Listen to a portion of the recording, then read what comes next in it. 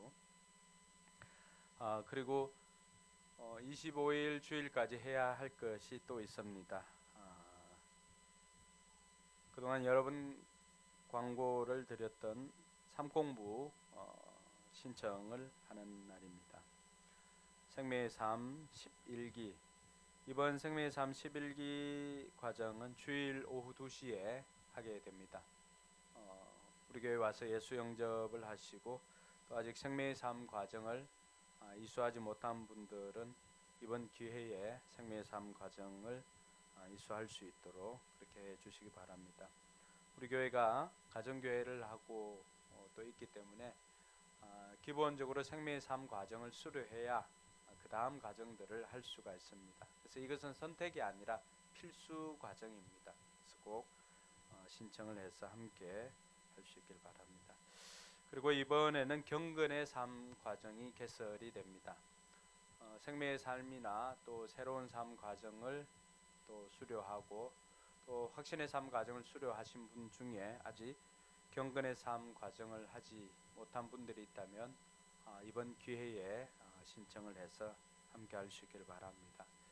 우리가 여러 가지 삶 공부를 이렇게 진행하면서 그때그때마다 주신 은혜가 있지만 경건의 삶 과정을 할 때 굉장한 은혜가 있었습니다.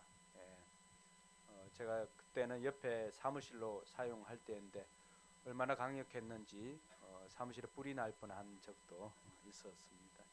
여러분들이 이번에도 경건의 삶 과정은 3월 달부터는 삶공부가 있는 달은 수요 예배를 삶공부로 대체해서 하고 있습니다. 그래서 경건의 삶 과정을 신청해서 할 수 있기를 바라고, 확신의 삶은 여러분들이 개별적으로 신청하시면은 여러분들 목자 목녀가 여러분들에게 이 확신의 삶 과정을 인도할 것입니다. 그래서 꼭 받기를 원합니다.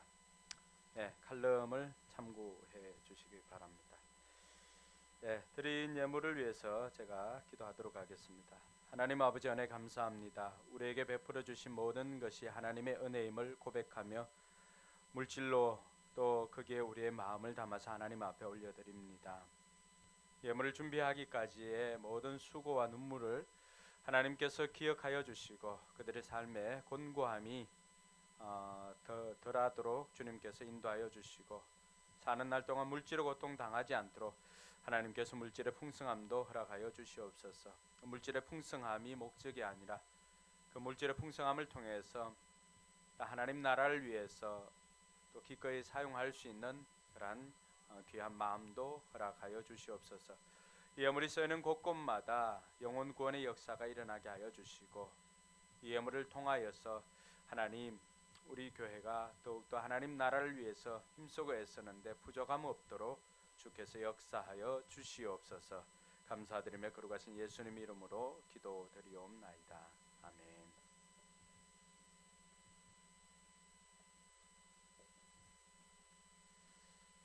오늘은 세례식이 있는데 세례식을 하기 전에 먼저 세례 받는 소감을 우리 정경희 성도님 나와서 간증을 해주시고 이어서 세례식을 하도록 하겠습니다. 우리 박수로 환영을 해주시기 바랍니다.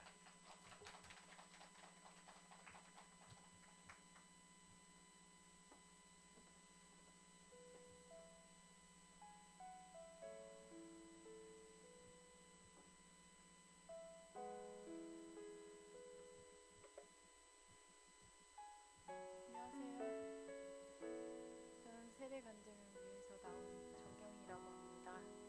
저기 앉아있는 조문곤 성도의 짝꿍이기도 합니다. 저희는 결혼을 하고 꽤 오랜 기간 동안 떨어져서 지냈습니다. 전생에 나라를 구해야지 할 수 있다는 주말 부부였는데요.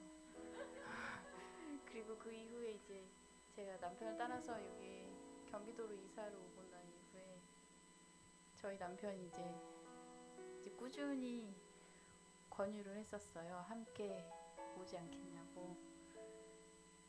근데 이제 저는 사실 그 전에 아주 전형적인 무신론자였거든요. 이 모든 일은 내가 직접 하는 거고 내가 설계하는 것인데 누가 신이냐? 내가 신이지. 이 남편한테 항상 그렇게 말했었습니다. 그리고 저한테 이제 그 타고난 차가움이 있다고 그래요. 사람들하고 지내다 보면 좀 냉정한 면이 있어서 그런 것 같습니다. 그래서 목사님이 제가 이사를 오고 나서 목사님하고 사모님하고 저희 집에 한번 와주셨었어요. 네, 그거는 이제 제가 어떤 신앙생활의 뜻이 있어서가 아니라 그냥 저희 남편의 종교 생활을 제가 존중하기 때문이었습니다. 그리고 그 당시 제가 이제 엄청 소중하게 생각하는 고양이 한 마리가 있었는데 무지개 다리를 건너서 저 멀리 떠났죠. 근데 저희 그 목사님께서 고양이 영혼이 없어서 천국에 가지 않는다고 하시는 거예요. 제가 그 말을 남편한테 전해 듣고 나서 목사님은 굉장히 조금 더 멀리하고 싶었습니다.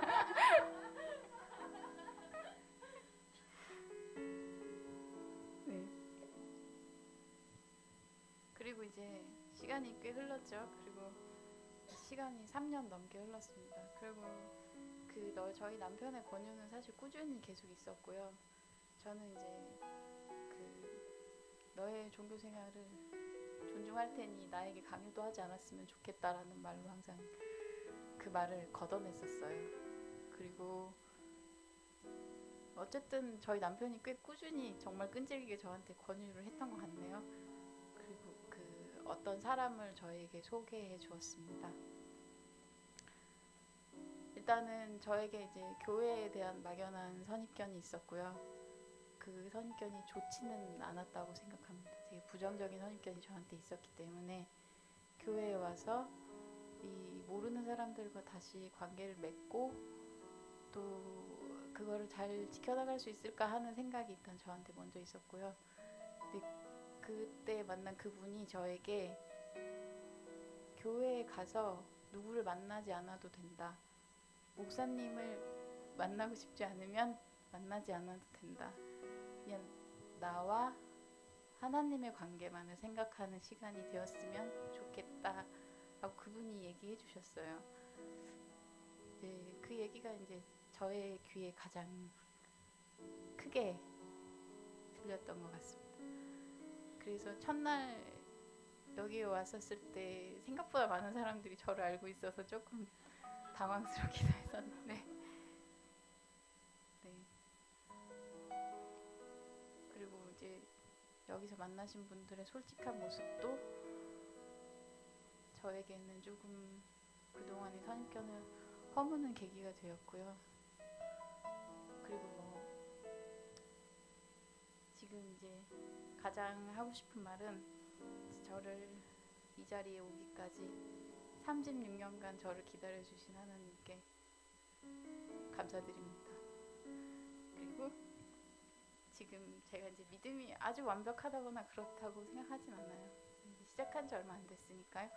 그렇지만 이제 저희 목사님이나 사모님이나 저희 정말 다정하신 저희 목장의 이은선 집사님이나 집사님 짝꿍님도요. 그리고 저희 남편도 네, 제가 이 길을 가는데 도움을 많이 줄 거라고 믿습니다. 감사합니다.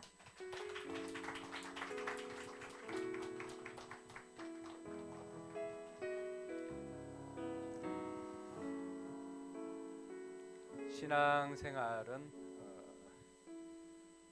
자기 마음에 있는 신을 바꾸는 것이 신앙생활입니다. 내가 신으로 살다가 이제는 하나님을 나의 주인님으로 또 나의 구세주로 나의 신으로 모시는 것이 신앙생활이고 또 그것을 여러 사람들 앞에서 또 공적으로 드러내는 것이 세례식입니다. 그래서 나는 이제 신이 바뀌었습니다 라고 하는 고백입니다. 하나님이 나의 신입니다 라고 하는 것을 공적으로 고백하고 그것을 또 우리 회중들 앞에서 고백하고 또 인정받고 하나님과 연합되는 시간이 세례식입니다. 그래서 이미 세례를 받은 분들은 다시 받을 필요는 없습니다. 아무리 나도 저렇게 한번 받고 싶다, 기회가 없습니다. 네, 부러워도 이제는 안 됩니다. 여러분들의 영적인 자녀를 출산할 수 있기를 바랍니다. 믿지 않는 분들 또 전도해서 그분들이 오늘과 같은 이 세례를 통해서 거듭날 수 있도록 기도해 주시고 30몇 년 동안이나 기다려 주신 그 하나님께서 지금도 여러분들이 사랑하는 분들을 위해서 기다리고 계신다는 것. 그 기다림이 언제까지일지는 아무도 몰라요. 아무도 모르기 때문에 우리가 때를 얻든 얻지 못하든 전해야 할 책임과 의무는 우리에게 있다는 사실을 깨닫고 늘 영혼 구원을 위해서 힘쓰는 저와 여러분들 되기를 바랍니다. 네, 이제 세례식을 하도록 하겠습니다. 네, 우리 정경희 성도님 자리에 일어서 주시기 바랍니다.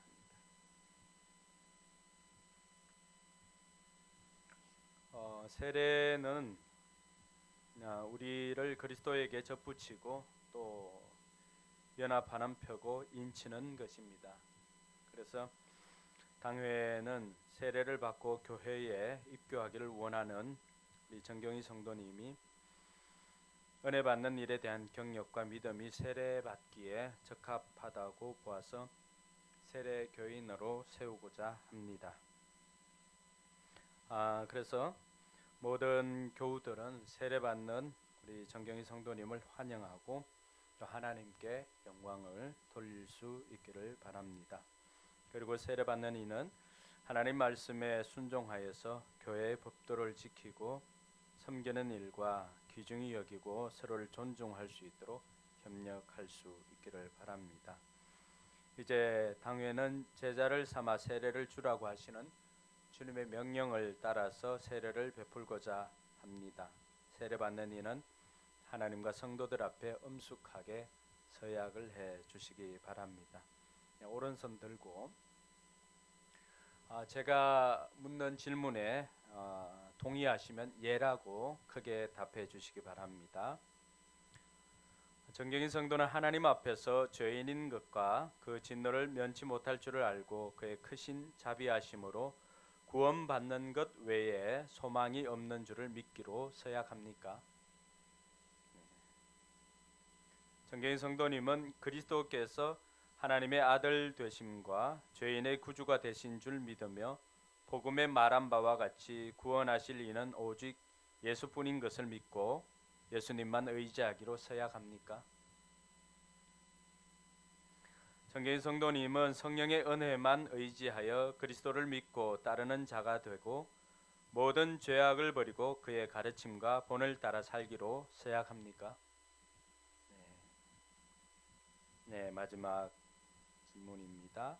정경희 성도님은 교회의 간할과 치리에 복종하고 교회의 덕과 화평을 이루는 일에 힘쓰며 교인된 의무와 권리를 바르게 행사하기로 서약하십니까? 네, 손을 내려주시기 바랍니다. 모든 물음에 예라고 답을 하였습니다. 기도 후에 세례식을 하겠습니다. 하나님 아버지, 영원하신 경륜으로 오늘 정경희 성도님이 세례받는 은총을 베풀어 주시니 감사를 드립니다. 이들이 사는 날 동안 하나님의 나라와 복음의 증인으로서 충성하게 하시고 교회의 덕을 세우며 거룩한 생활을 하도록 인도하여 주시옵소서. 하나님께서 은혜를 베풀어 주셔서 어떠한 고난과 인생의 역경을 만날지라도 믿음으로 인내하고 승리하게 하여 주시옵소서. 예수님의 이름으로 기도드리옵나이다. 아멘. 네, 이제 세례를 베풀도록 하겠습니다. 네, 앞쪽으로 나와 주시기 바랍니다.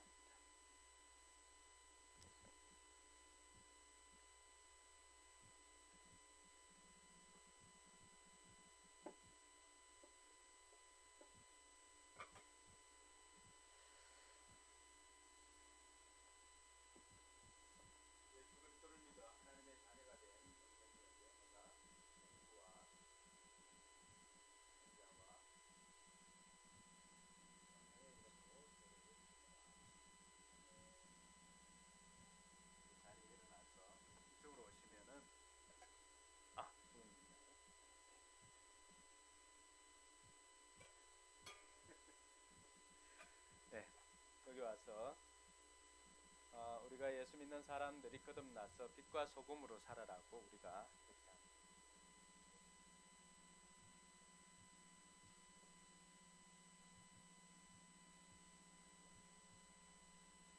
우리 오늘 세례를 받은 정경희 성도님 이제 공포하도록 하겠습니다. 오늘 정경희 성도님이 하나님의 은혜로 세례를 받았으므로 이제 대한예수교 장로회 포커스교회 세례 교인 된 것을 내가 성부와 성자와 성령의 이름으로 공포하노라. 아멘. 네, 이제 자리에 일어나서 우리 함께 축하를 하는 시간을 가지도록 하겠습니다. 네, 조문권 성도님 옆에 와서 같이 이렇게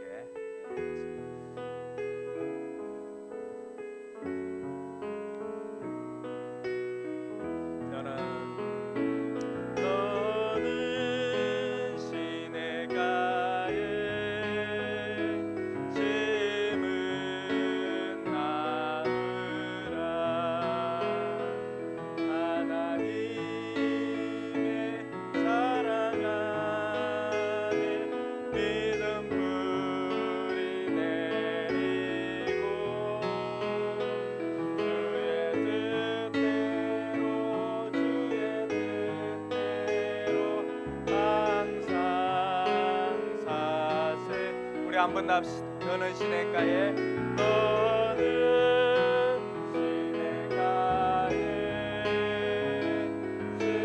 심은 나무라 하나님의 사랑하는 믿음물이 내리고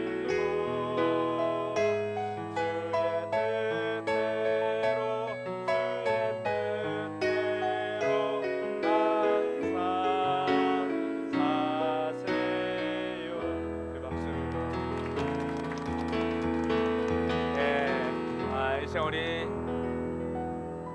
잠깐이라도 우리 정경희 성도님 앞으로 신앙생활하는 그 여정에 하나님 동행하여 주시고 그 앞길에 하나님의 평강과 또 하나님의 복이 임하도록 이 시간 같이 한번 기도하도록 하겠습니다. 네, 같이 기도하겠습니다. 하나님 아버지 은혜 감사합니다.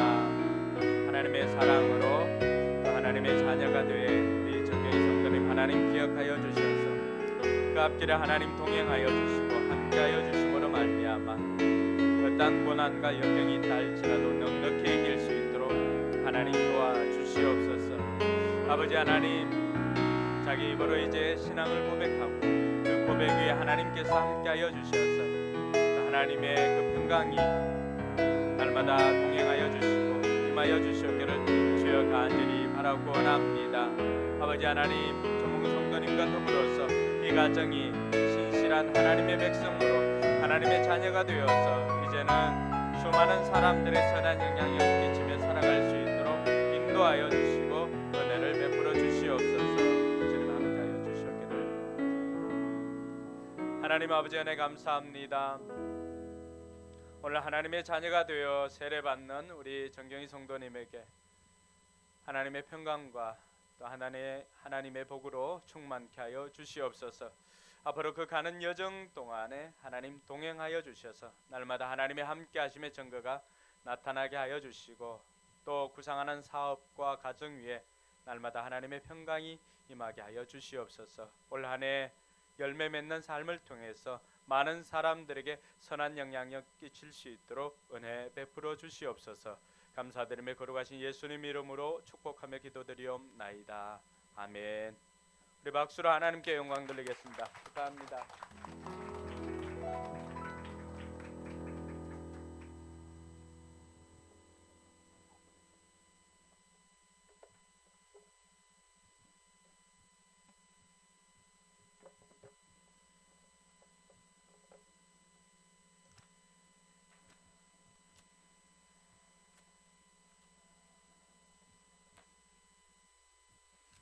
네, 오늘 하나님 말씀은 누가복음 19장 1절로 10절까지의 말씀입니다.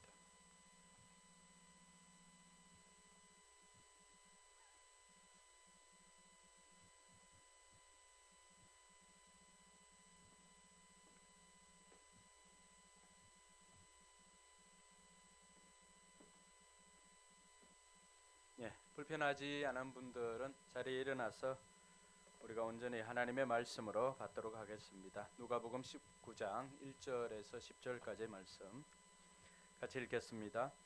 예수께서 여리고에 들어가 지나가고 계셨다. 삭개오라고 하는 사람이 거기에 있었다. 그는 세관장이었고 부자였다. 삭개오는 예수가 어떤 사람인지를 보려고 애썼으나 무리에게 가려서 예수를 볼 수 없었다. 그가 키가 작기 때문이었다. 그래서 그는 예수를 보려고 앞서 달려가서 뽕나무에 올라갔다. 예수께서 거기를 지나가실 것이기 때문이었다. 예수께서 그곳에 이르러서 쳐다보시고 그에게 말씀하셨다. 삭개오야, 어서 내려오너라. 오늘은 내가 내 집에서 묵어야 하겠다. 그러자 삭개오는 얼른 내려와서 기뻐하면서 예수를 모셔들었다. 그런데 사람들이 이것을 보고서 모두 수군거리며 말하였다. 그가 죄인의 집에 묵으려고 들어갔다. 삭개오가 일어서서 주님께 말하였다. 주님, 보십시오. 내 소유의 절반을 가난한 사람들에게 주겠습니다. 또 내가 누구에게서 강제로 빼앗은 것이 있으면 4배로 하여 갚아 주겠습니다. 예수께서 그에게 말씀하셨다. 오늘 구원이 이 집에 이르렀다. 이 사람도 아브라함의 자손이다. 인자는 이런 것을 찾아 구원하러 왔다. 아멘. 네, 앞뒤 좌우로 인사하시면서 손잡아주고 하늘 복 많이 받으시기 바랍니다.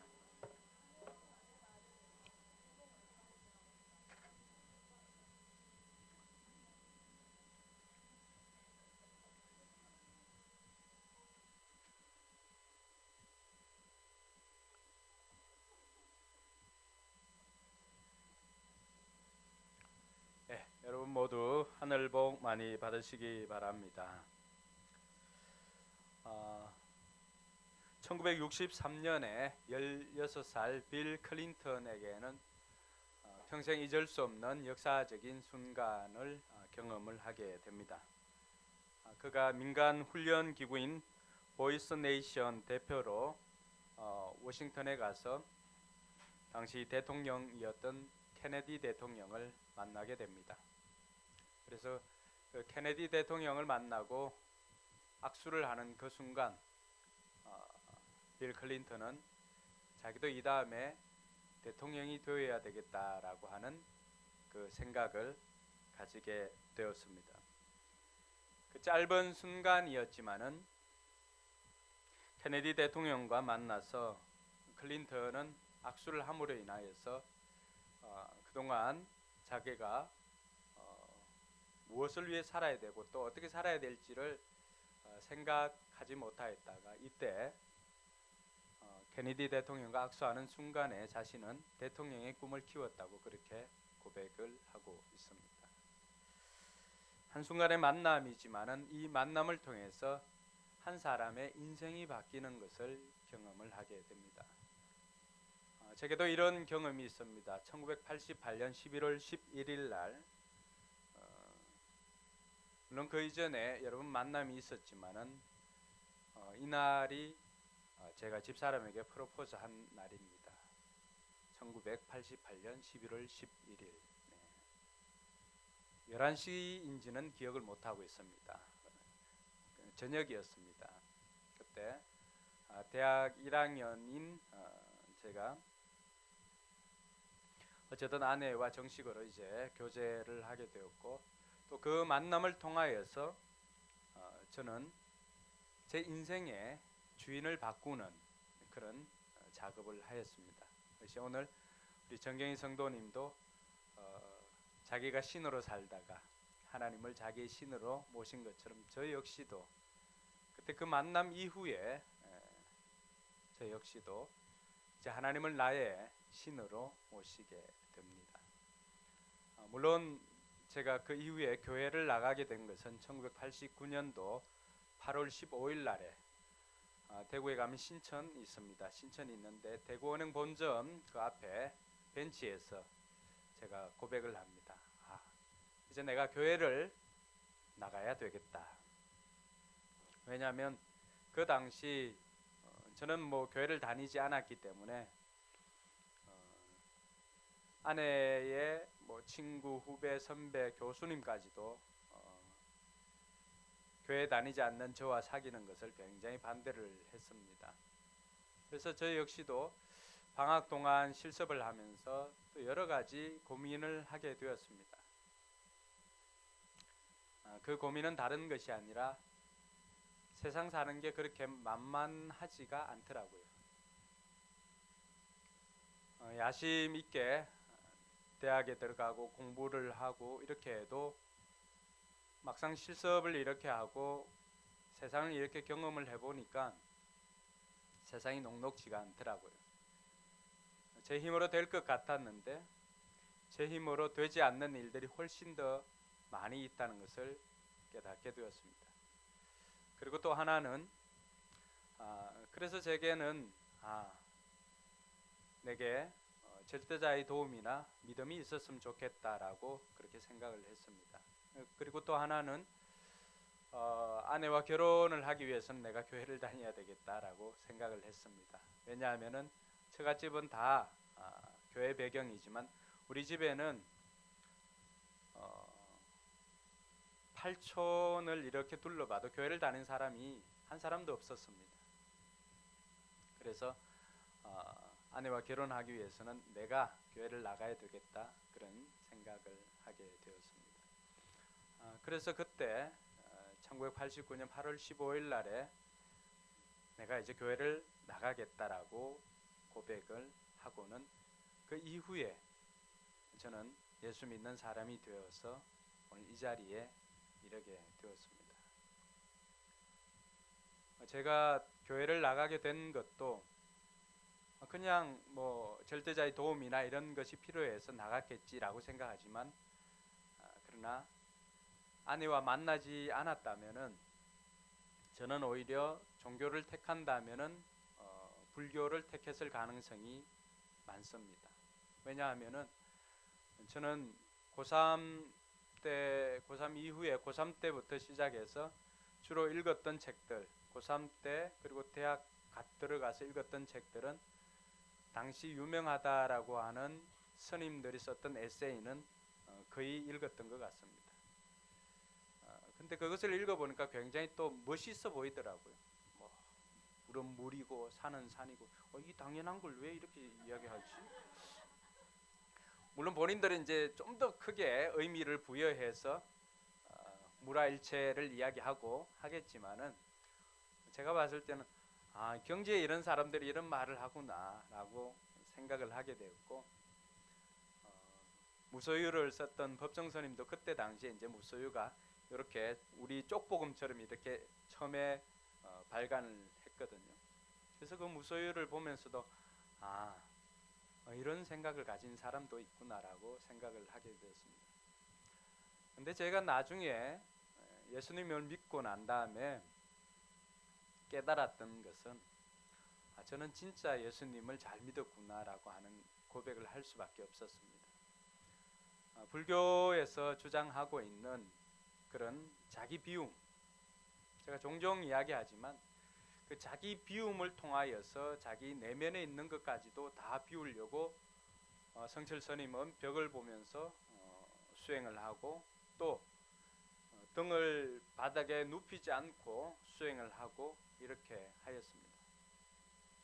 근데 그 비움을 통해서 점점 그 완전히 비워지는 것이 아니라 비우면 비울수록 찾아오는 그 공허함을 달랠 길이 없습니다. 그래서 그들은 이 공을 쓰고 있지만은 그 빈 공간에 채울 길이 없습니다. 왜냐하면은 그것을 고민하고 있는 자는 부정할 수가 없기 때문에 그렇습니다. 서양 철학에도 데카르트가 그런 고민을 했습니다. 세상에 있는 모든 것들을 그냥 당연하다고 받아들이는 것이 아니라 부정해봤습니다. 그런데 마지막에 부정할 수 없는 것이 있었습니다. 무엇일까요? 지금 부정하고 있는 자기 자신은 부정할 수 없다는 것을 깨달았습니다. 그래서 데카르트가 한 유명한 말이 뭐지요? 생각한다, 고로 나는 존재한다. 그때 그 생각은 의심한다죠. 끊임없이 의심해 보는 것입니다. 끊임없이 의심해 보는데 결국 그 의심하는 자기 자신은 부정할 수 없잖아요. 존재하고 있잖아요. 그래서 이 데카르트든 또 아니면은 불교에서든 그 자기 비움이든 그렇게 비웠을 때 오히려 그 마음이 충만해지는 것이 아니라 그 마음의 허전함을 달랠 길이 없습니다. 그래서 수많은 사람들이 가출을 했습니다. 그래서 불교에서는 그것을 출가라고 그렇게 표현을 하더라고요. 우리가 생각할 땐 가출이죠. 집 나간 거니까. 그런데 제가 교회를 나가고부터 깨달은 것은 교회 역시도 자기 비움이 있습니다. 자기를 신으로 모시고 살다가 이걸 비우는 거예요. 근데 우리의 비움은 그 비움 자체가 목적이 아닙니다. 우리의 비움은 채우기 위한 것이 목적입니다. 그래서 내가 비워지고 내 생각을 내려놓고 하나님의 생각으로 채우는 것이 우리의 비움입니다. 할렐루야. 그것이 우리와 불교와의 궁극적인 차이입니다. 불교는 비움 자체를 목적으로 하고 있습니다. 그래서 비우고 자기 자신이 생불이 되는 것입니다. 살아있는 부처가 되는 것이 그들의 목적입니다. 그래서 그 살아있는 부처를 뭐라고 그럽니까? 보살이라고 그러죠. 보살. 그래서 예전에 우리가 읽었던, 제가 공부할 때는 덩신불이라고 하는 그 국어책에 그 소설이 나왔는데 그 살아있는 부처가 되는 거거든요. 그런데 그것이 쉽지는 않습니다. 그래서 인간 철학으로 제일 높이 올라간 것이 불교입니다. 굉장히 철학적입니다. 어떻게 보면은. 그러나 거기에는 해결할 수 없는 문제가 있습니다. 죄의 문제 해결할 수 없습니다. 자기 비움의 문제, 자기 비움의 문제도 비우는 그 자체로 목적을 하기 때문에 결코 자기 자신을 비울 수가 없습니다. 제가 실험을 해드리겠습니다. 자, 여러분 눈을 감아 보십시오. 눈을 감아 보십시오. 자, 눈을 감고 정말 자면 안 돼. 그럼 눈을 감고 저를 생각하지 마시기 바랍니다. 절대로 생각하지 마세요. 이동건, 이 이름도 생각하면 안 됩니다. 제 잘생긴 얼굴 물론 생각하면 안 됩니다. 이 시간만큼.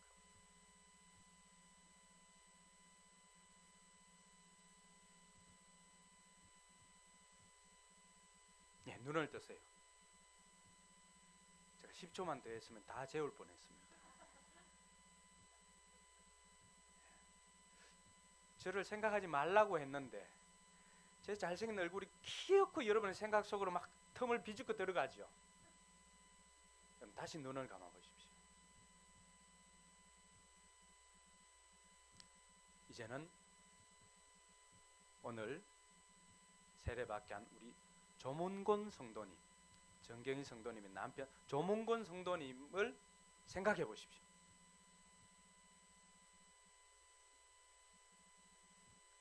저는 깜짝 놀랐어요. 키가 크다는 거는 알았는데 오늘 보니까 더 큰 것 같아요. 네, 수려한 수트를 입은 그 모습을 생각을 해보시기 바랍니다.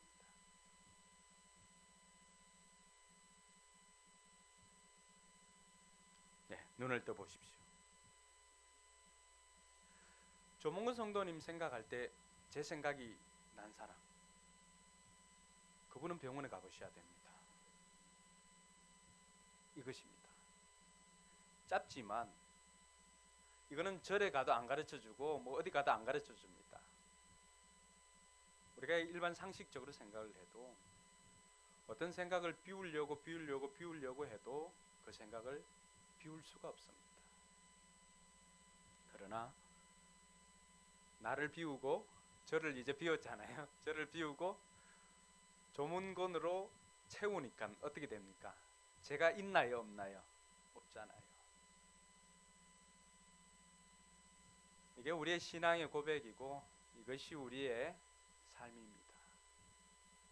우리는 비우는 것이 목적이 아니라 채우는 것이 목적입니다. 나로 채우는 것이 아니라 내가 비워지고 하나님으로 채워지는 것이 우리의 신앙입니다. 그래서 여러분들이 마음에 근심, 걱정, 불안, 염려, 두려움 이런 것이 있다고 해서 이것을 없애려고 계속해서 그것을 없앤다고 해서 그것이 없어질까? 없어지지 않습니다. 오히려 더 생각납니다. 그럴 때 여러분들을 위해서 십자가에 달리신 예수 그리스도, 또 여러분들을 위해서 아끼지 않고 내어주신 그 하나님을 생각하다 보면 그 염려, 근심, 걱정은 사라지게 되는 것입니다. 할렐루야. 이런 은혜가 저와 여러분들에게 있기를 주님의 이름으로 축원합니다. 오늘 예수님을 만났던 한 사람 삭개오도 마찬가지였습니다. 삭개오는 이미 예수님께서 여리고를 지나가실 때 어떤 일을 행했는가를 소문으로 듣게 되었습니다. 누가복음 18장 35절에서 43절에 보니까 예수님께서 여리고로 지나가실 때 어떤 눈먼 사람이 길가에 앉아서 구걸을 하고 있었습니다. 그래서 이 사람이 눈이 보이지 않으니까 사람들이 시끌벅적하니까 물어봅니다. 무슨 일이냐 하니까 예수님께서 지나가신다는 소리를 듣게 되었습니다.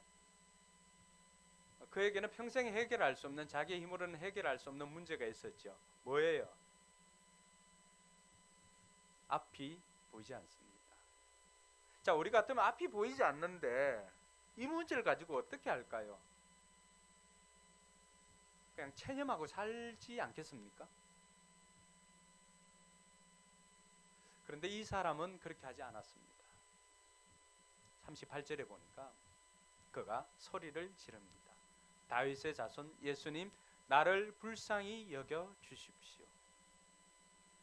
다윗의 자손이라고 하는 것은 그가 메시아라고 하는 고백입니다. 그리스도라고 하는 고백입니다. 우리가 기다려왔던 메시아입니다라고 하는 고백입니다. 39절에 보니까 사람들이 조용하라고 이야기합니다. 예수님께서 지나가는데 시끄럽게 하지 말고 좀 조용히 하라고 이야기를 합니다. 그러자 이 사람은 더욱더 크게 외쳤습니다. 다윗의 자손님, 나를 불쌍히 여겨 주십시오. 40절에 보니까 그 소리를 듣고 예수님께서 가던 길을 멈추시고는 그를 데려오라고 말씀하십니다. 그리고 예수님께서 묻습니다. 내가 네게 무엇을 해주기를 바라느냐? 주님, 내가 볼 수 있게 해 주십시오. 예수님께서는 눈을 뜨라, 내 믿음이 너를 구원하였다. 그리고는 이 사람은 눈을 뜨게 됩니다. 여리고에 살았던 삭개오는 예수님께서 이 여리고를 오시기 전에 어떤 일을 행했는가를 듣고 알게 되었습니다. 예수님께서는 자기 힘으로 해결할 수 없는 그 문제를 예수님께서 해결해 주었다는 것을 소문으로 듣게 되었습니다. 그러면서 그 마음에 자신도 자기 힘으로 해결할 수 없는 문제를 안고 있었기 때문에 나도 예수님을 만났으면 좋겠다라고 하는 생각을 하게 되었습니다. 그리고 그날 예수님께서 여리고를 지나가게 되었습니다. 많은 사람들이 예수님을 만나려고 또 예수님을 보려고 여리고에 다 모였습니다.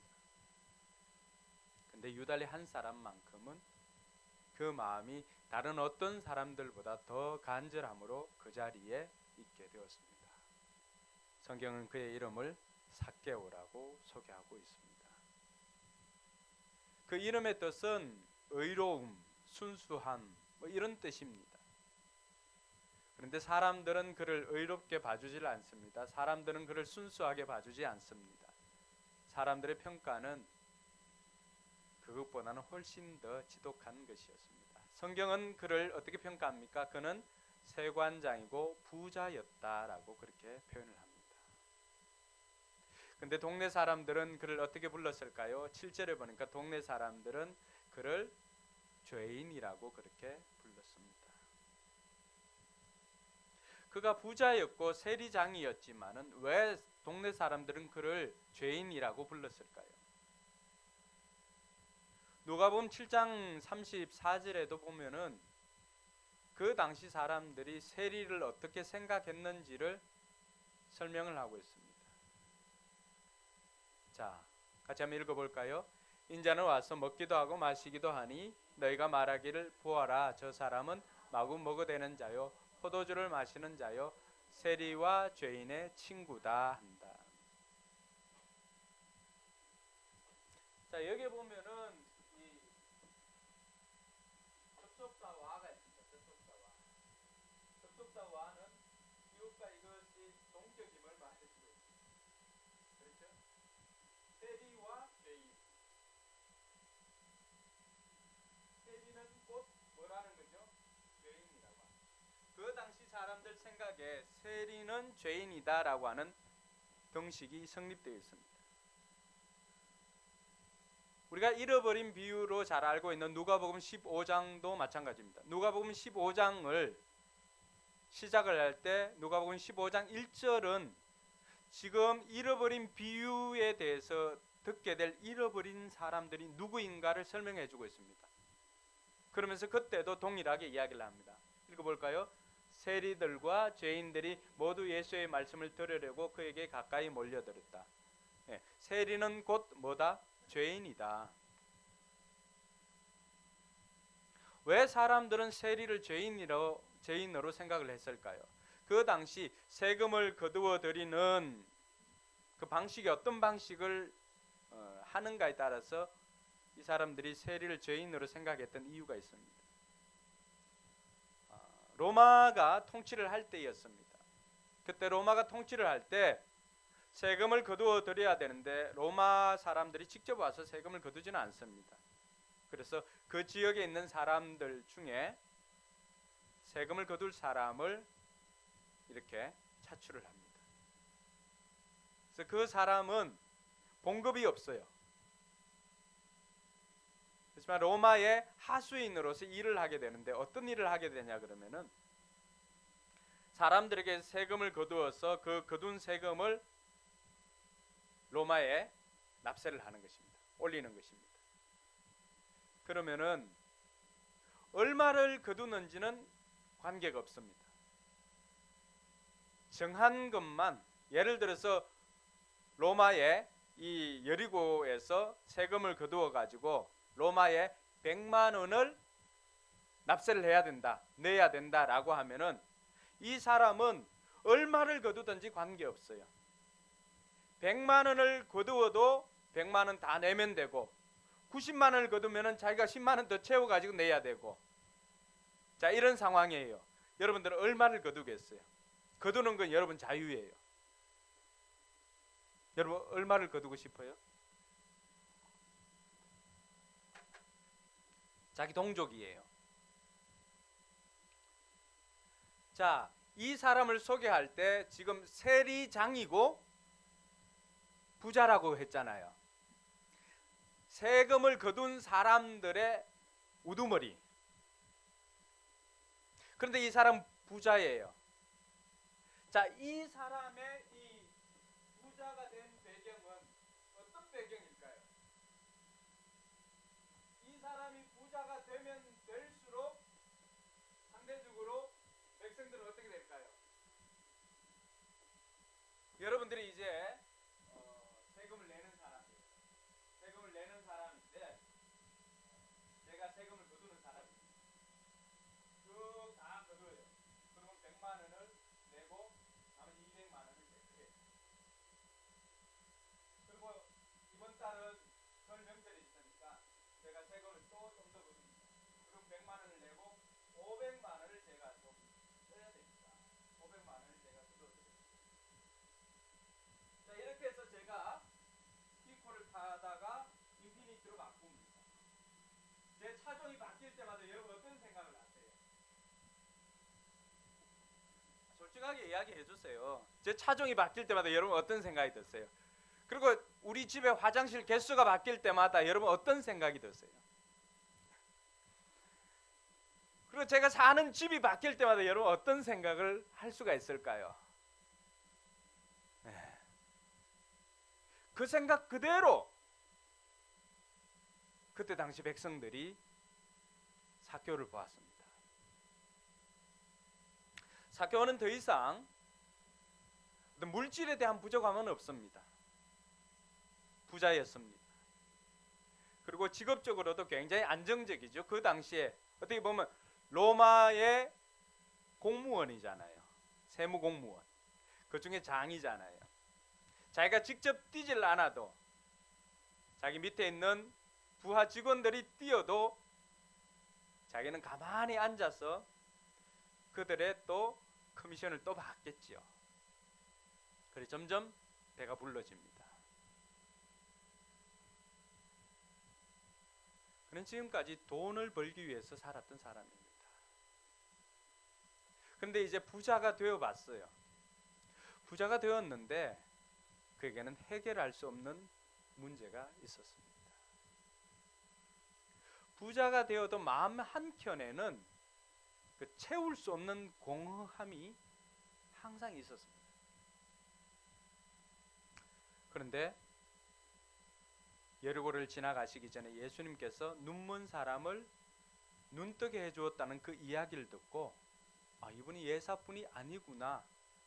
어쩌면 내가 가지고 있는 아무에게도 드러내놓고 이야기하지 않았던 내 내면에 있는 문제를 해결해 줄 수 있는 분이구나라고 생각을 하게 되었습니다. 그 생각이 이 삭개오로 하여금 사무실에서 나와서 사람들이 죄인이라고 수군거려도 예수님을 만나기 위해서 광장으로 나왔고, 사람들이 많이 모여 있는데 사람들이 모여 있음에 예수님을 볼 수가 없어서 옛날에는 뽕나무, 요즘은 돌감람 나무지요. 그 나무 위로 올라가게 되었습니다. 왜 예수님께 그 삭개오는 예수님을 이렇게까지 만나고 싶어 했을까요? 그에게는 남들에게 이야기하지 않았던, 드러내놓고 이야기하지 않았던 컴플렉스가 있었습니다. 그게 뭘까요? 3절에 보면은 그가 무엇을 가지고 있죠? 삭개오는 예수가 어떤 사람인지를 보려고 애썼으나 무리에게 가려서 예수를 볼 수 없었다. 그가 키가 작기 때문에. 그가 어느 정도까지 작았는지, 나폴레옹 정도였는지 아니면은 뭐 어느 정도 작았는지 성경은 이야기를 하지 않습니다. 그러나 그것으로 인해서 그 사람은 굉장히 내면에 그 컴플렉스를 가지고 있었다는 것을 우리가 알 수가 있습니다. 돈이 많아도 해결할 수 없는 것이 있었죠. 돈으로 채우고자 했을 것입니다. 사람들이 만나주질 않고 그렇게 해서 어릴 때부터 놀림을 받았을 수도 있습니다. 그래서 그 내면에 어떤 생각이 들까요? 그래, 내가 돈을 한번 벌어가지고 나를 무시하는 너희들 내가 혼쭐을 내놓겠다 라고 생각하면서 돈을 열심히 벌었겠죠. 돈을 열심히 벌어보았습니다. 부자가 되었습니다. 이제는 그 지역에 그 어떤 사람들보다도 많이 가지고 있는 사람이 되었습니다. 근데 그렇게 많이 가지고 있어도, 인정받고 싶어도 사람들은 인정을 해주지 않습니다. 돈으로 아무리 채우려고 해도 자신은 좀 인정받는 삶을 살고 싶은데 사람들은 인정해주지 않고 오히려 죄인이라고 수군거립니다. 내면에 있는 그 열등감이, 내면에 있는 그 컴플렉스가 자신으로 하여금 다른 것에 더 집착하도록 만듭니다. 그래서 다른 것으로 그 빈 곳을, 그 공간을 채우려고 해봅니다. 어떻습니까? 돈으로 다 채워봤습니다. 그런데 아직도 그 마음 채워지지 않고 자신의 내면에 있는 그 열등감은 사라지지를 않습니다. 그 사람뿐만이 아니라 내면의 욕망을 채우기 위한 수가성 여인도 있었습니다. 요한복음 4장에 보면은 수가성에 살았던 한 여인이 나오는데, 이 여인은 남들이 다니지 않는, 여러분 그 팔레스타인 지방의, 그 중동 지방에 떼약볕이 얼마나 심합니까? 근데 그 정오에 해가 중천에 떠 있는 그 시간에 물동이를 이고 우물에 물을 들어오는 사람이 있었습니다. 왜 그 사람이 그 시간에 다녀야 했을까요? 자기 스스로도 자기가 도덕적으로 그렇게 깨끗한 사람이 아니라고 하는 것을 스스로 그것으로 증명하고 있는 것입니다. 사람들 눈을 피해서 그 자리에 온 것입니다. 예수님께서 그곳을 지나가시다가 목이 말라서 그 우물에 물을 뜨고 있는 그 여인에게 물을 좀 달라고 했습니다. 그러자 이 사마리아 여인은 유대인인 당신이 나에게 물을 달라고 하는 이유가 뭐냐, 이렇게 해서 말이 시작이 됩니다. 그때 예수님께서 그 여인에게 질문을 던집니다. 당신에게는 이미 5명의 남편이 있고 지금 살고 있는 그 사람도 당신의 남편이 아니다. 이 사람이 남편이 몇 명인 거예요? 그것은 뭘 이야기를 하는 거예요? 이 사람에게도 남들에게는 다 이야기할 수 없는 그 내면의 욕망이 있었던 거죠. 그래서 이 남자하고도 살아보고 이 남자하고도 살아보고 이 남자하고도 살아봐도 어때요? 그 내면의 욕망을 다 채울 수가 없습니다. 심지어 남편이 지금 살고 있는 그 사람조차도 자신의 남편이 아닌, 그러니까 그 동네 사람들로부터는 얼마나 손가락질을 당할까요? 그래도 살기는 살아야 되니까 사람들이 보지 않는 그 시간에 물동이를 이고 우물에 와서 그 떼약볕에 물을 길러 가야만 살 수 있는 고단한 인생 아닙니까? 그 이 사람이 그 고단함이 물로서 세상에 있는 그 물로서 채우려고 해도 그 내면에 있는 갈증은 다 채울 수가 없었습니다. 오늘 수가성 여인과 삭개오만 그럴까요? 우리 내면에는 우리에게 열등감을 주는 것이 없습니까? 내가 컴플렉스라고 생각하는 것은 없습니까? 그것이 있음에도 불구하고 그것을 드러내지 못하고 오히려 다른 것으로 그것을 채우려고 지금까지 애를 쓰며 살지는 않았습니까? 또 그렇게 채워봤을 때 그것이 다 채워지던가요? 남들에게 인정받고 싶은 그 마음으로 다른 것을 집착을 해서 채우고 해도 결코 채울 수 없는 그 허전함이 있었기 때문에 삭개오는 예수님을 만나러 나왔던 것입니다. 그리고 수가성 여인도 그 자리에서 예수님을 만나고는 삶이 바뀌게 되었습니다. 오늘 저와 여러분들에게도 이 은혜가 있기를 주님의 이름으로 축원합니다. 그것이 삭개오가 예수님을 만나고자 했던 이유입니다. 오늘 이 자리에 있는 여러분들에게도 누구에게도 이야기할 수 없는 그 내면의 열등감이나 또 자신만의 컴플렉스가 있을 거라고 생각되어집니다. 그것을 가리기 위해서 정말로 열심히 살았을 것입니다. 그런데 어떻습니까? 해결되었습니까? 해결되지 않고 여전히 그 문제는 그 문제대로 남아있고 여러분의 삶은 더 곤고해져 있다면 오늘 이 시간 삭개오가 만난 예수님 만나게 되기를 주님의 이름으로 축복합니다. 그렇게 가슴 뛰며 뽕나무 위에 올라가 있던 그 삭개오, 그 순간에 예수님께서 그 자리를 지나가십니다. 그리고는 다른 사람도 아니라 나무 위에 올라가 있던 그 수많은 사람들이 있었잖아요. 뽕나무 밑에 와서 삭개오야 내려오고, 그러면서 삭개오를 만날 뿐만이 아니라 오늘 내가 너희 집에 하룻밤 묵고 가야 되겠다. 5절에 보니까 어떻게 말합니까? 이렇게 말하니까 6절 같이 읽습니다. 시작. 그러자 삭개오는 얼른 내려와서 기뻐하면서 예수를 모셔드렸다. 예수님은 우리 마음에 모시는 것이 바로 이런 것입니다. 예수님은 내면의 열등감으로 힘들어하고 있는 저와 여러분들의 그 마음을 오늘도 녹화하고 있습니다. 그래서 요한계시록 3장 20절은 뭐라고 말합니까? 볼지어다 내가 문 밖에 서서 두드리노니. 어느 문 밖이에요? 우리의 마음 문 밖이에요. 내가 좀 들어가서 내가 너희 가족이 되어서 먹고 마시고 내가 네 문제를 좀 듣고 해결해 주면 안 되겠니라고 녹화하고 있습니다. 근데 우리가 이전까지는 문을 열어주지 않았습니다. 오늘 삭개오는 어땠습니까?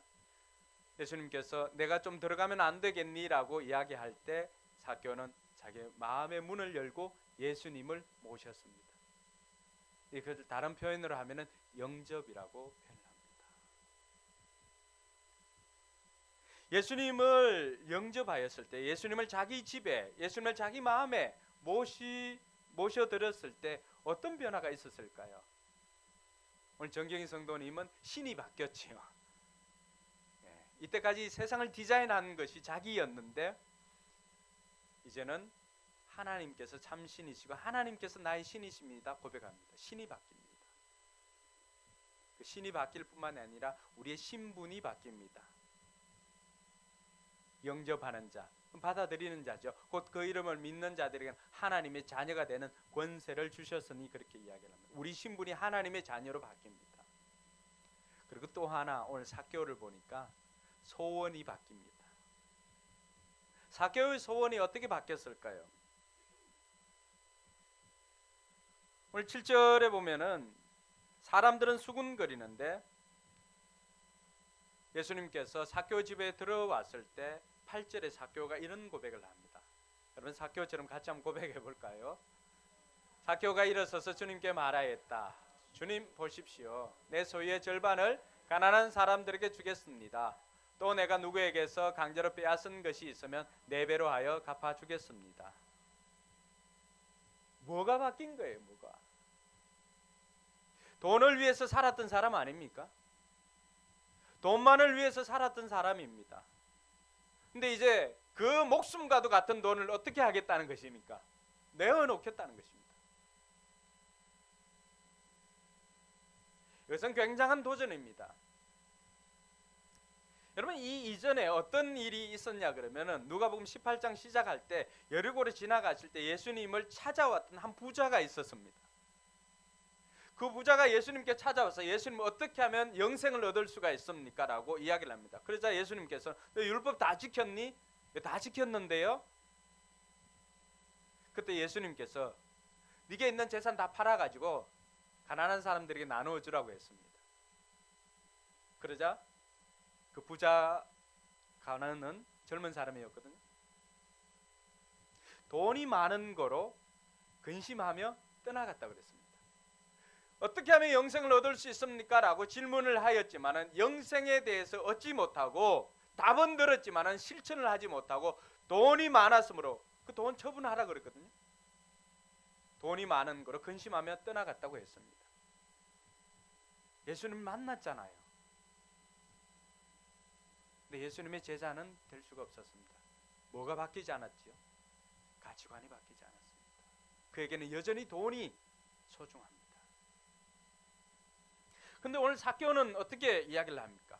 그때 부자 간원에게 예수님께서 하신 부자 간원이 떠나가고 난 다음에 예수님께서 제자들에게 가르쳐주는 레슨이 있습니다. 야, 부자가 천국에 들어가는 게 이렇게 어렵다. 어느 정도 어렵냐 그러면은 낙타가 어디로? 바늘길을 통과하는 것보다 더 어렵다 그랬습니다. 여러분 낙타가 바늘길을 통과하는 게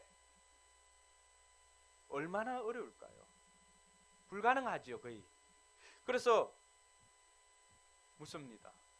그럼 천국 갈 사람 부자는 천국 못 가겠네요?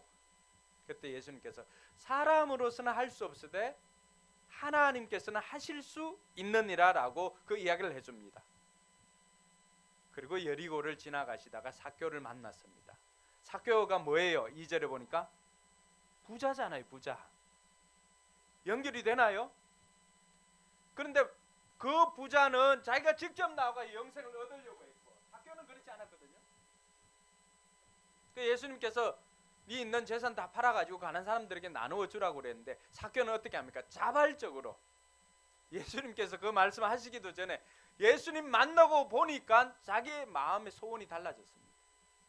자기가 이때까지 자기 내면에 있는 컴플렉스를 없애기 위해서 다른 것으로 돈으로 추구해서 돈을 위해서 살았던 인생인데 예수님 만나고 보니까 돈보다 더 중요한 것이 있다라고 하는 것을 깨닫게 된 것입니다. 할렐루야. 이 은혜가 여러분들에게도 있기를 바랍니다.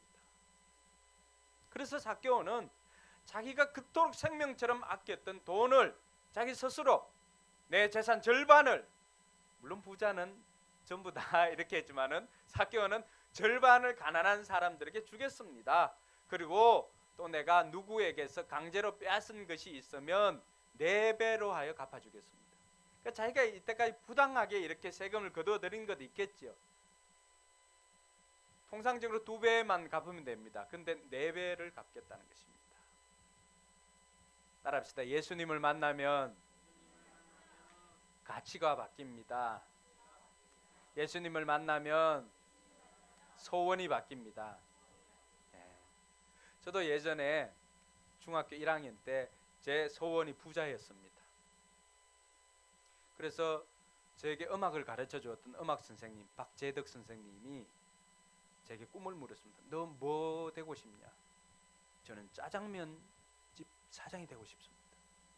박정우 성도는 이미 그 일을 하셨는데, 그래서 그 이유는 다른 것이 아니라 박재덕 선생님이 어느 날 제게 부자에 대한 얘기를 해주었습니다. 근데 그 부자는 짜장면집을 하는 사장님이었습니다. 그 사람들은 중국 화교들이었습니다.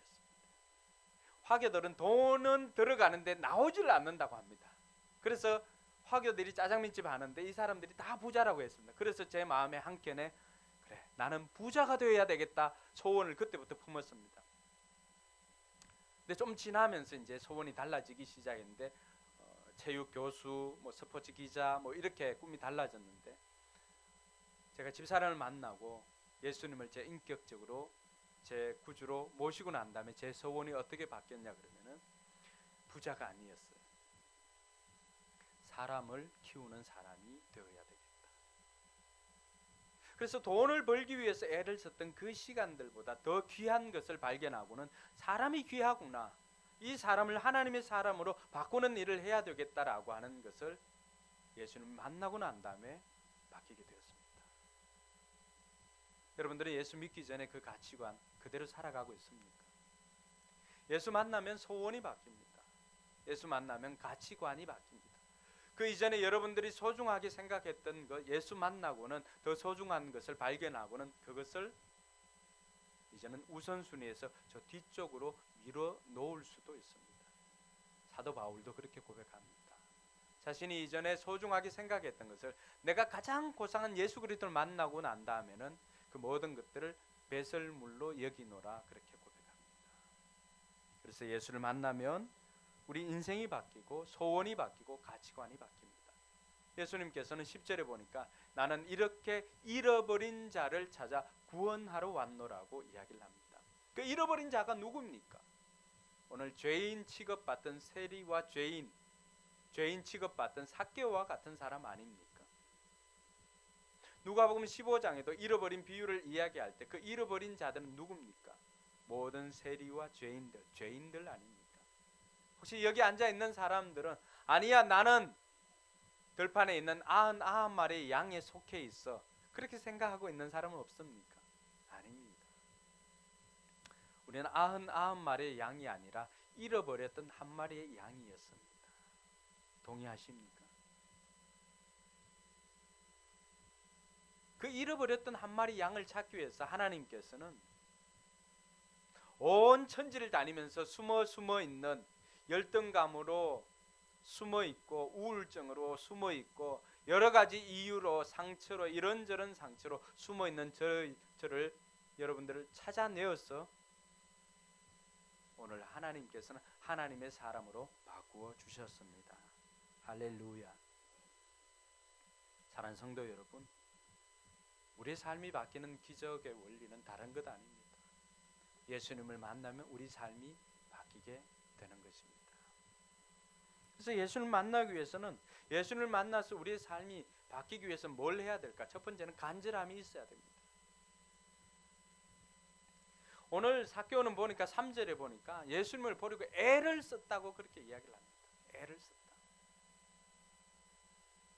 이 간절함이 우리에게도 있어야 할 것입니다. 언제 간절함이 생깁니까? 이것 아니면 안 된다라고 할 때. 요 앞전에 18장에 보면은 눈먼 사람이 나오잖아요. 그 사람은 그의 간절함이 어떻게 드러났습니까? 사람이 소리를 지르니까 좀 조용하라고, 지금 상황이 어떤 상황인데 고함을 지르냐고 하니까 이 사람은 어떻게 했습니까? 더욱더 크게 외쳤다. 저는 저와 여러분들에게 이런 간절함이 있었으면 좋겠습니다. 이 방법이 아니라 여러 방법이 있다라고 생각하는 사람은 간절함이 없습니다. 근데 이것 아니면 안 된다라고 생각하면 어떻습니까? 그때부터는 집중력이 달라집니다.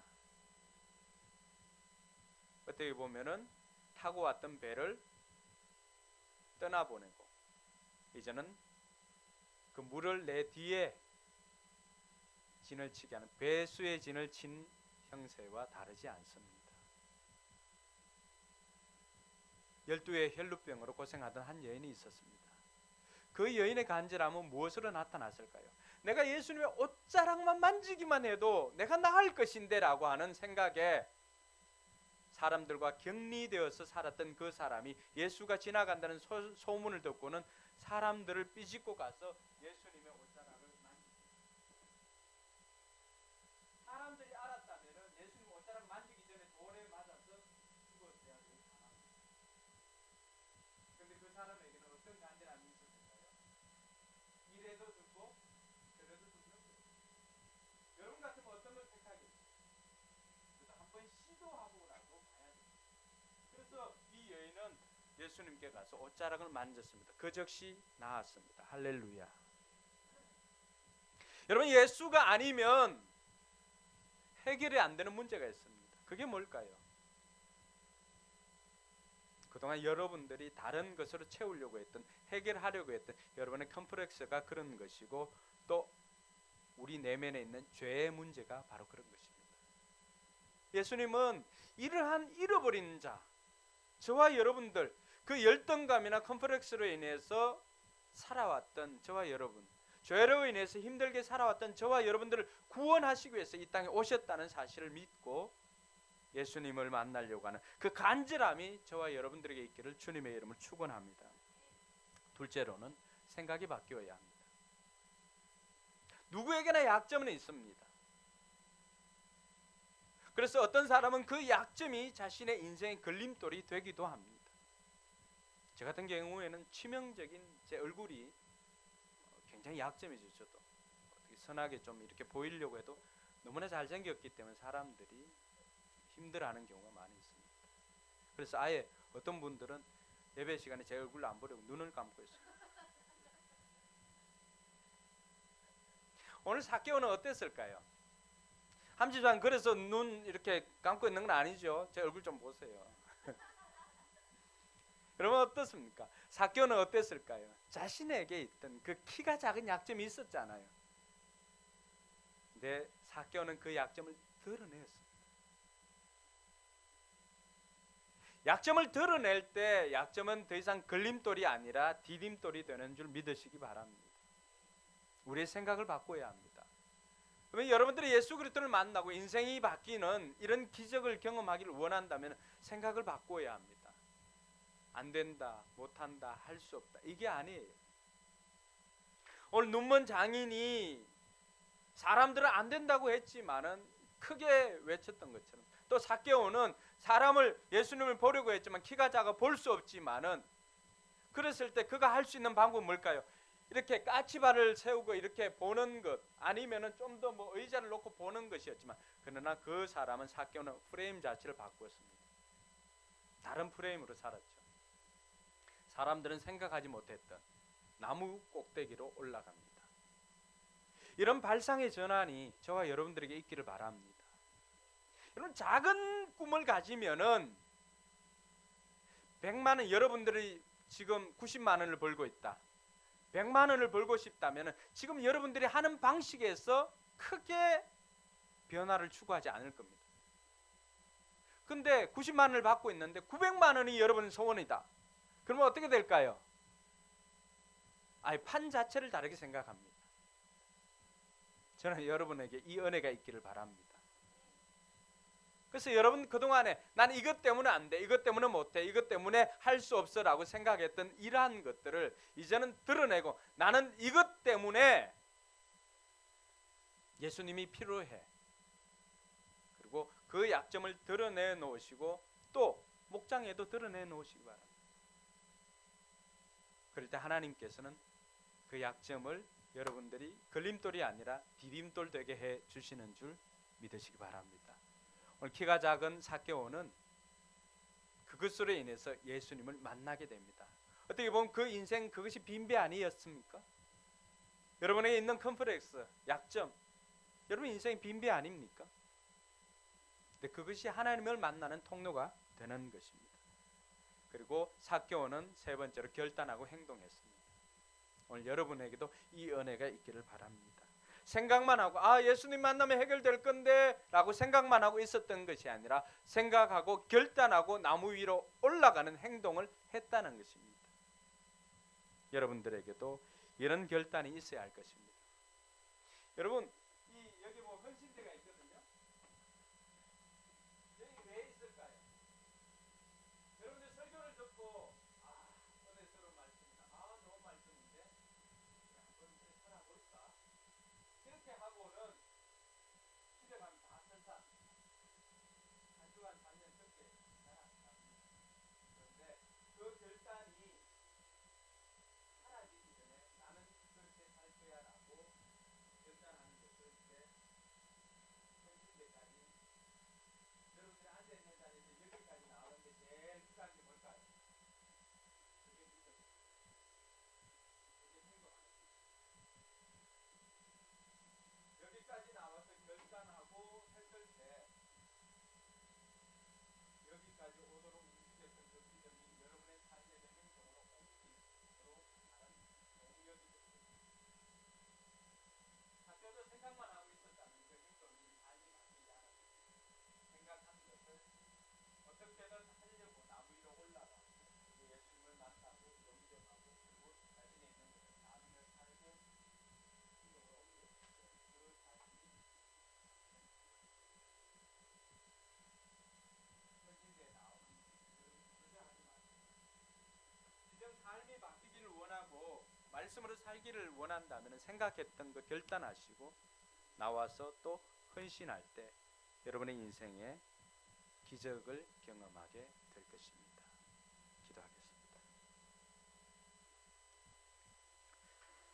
오늘은 평소보다 좀 길게 기도를 말씀을 전했던 이유는 우리의 삶을 바꾸는 기적의 원리, 오늘이 마지막 시간입니다.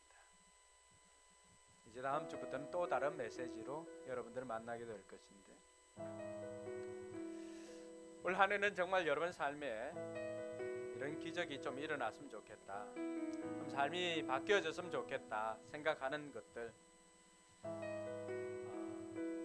여러분들이 오늘 결단하시고 예수님 내 인생의 주인이 되어주시고, 예수님이라면 사람은 할 수 없지만 예수님이라면 하실 수 있습니다. 예수님, 내 마음의 소원을 이루어 주십시오. 삭개오처럼 뽕나무로 올라가시든지 또 눈먼 장인처럼 더욱더 크게 외치든지, 여러분들이 해결할 수 없었던 그 컴플렉스 오늘 이 시간 주님 앞에 내어놓고, 주님이 이제는 이것이 내 걸림돌이 아니라 디딤돌 되기를 원합니다. 내 삶이 변화되기를 원합니다. 그 마음에 소원하는 것 하나님 앞에 아뢰 주시길 바랍니다. 기도하겠습니다.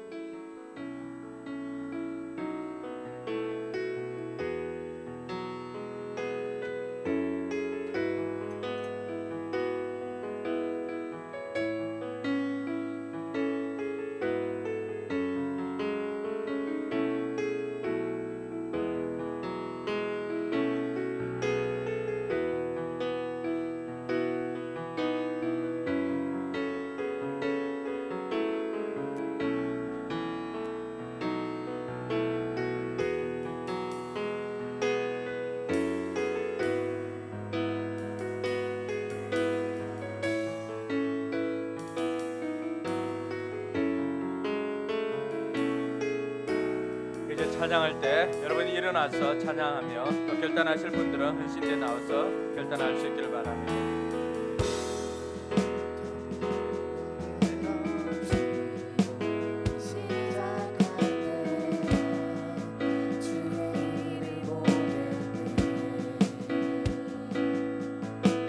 내 작은 마음 돌이키사 하늘에 크게 하네.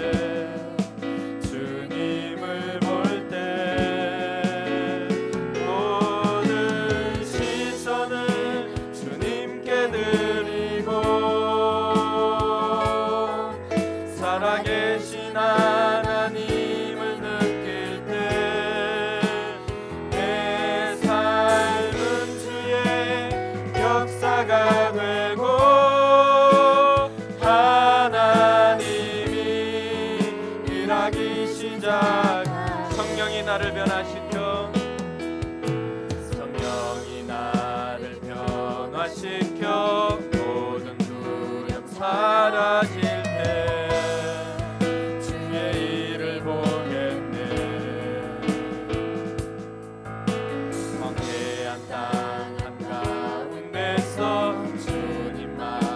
알게 되리.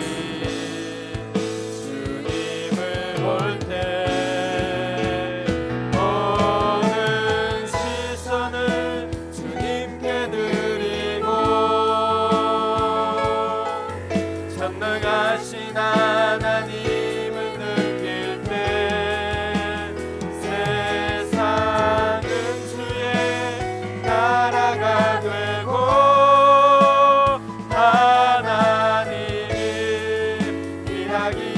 하나님이 일하기 시작하네.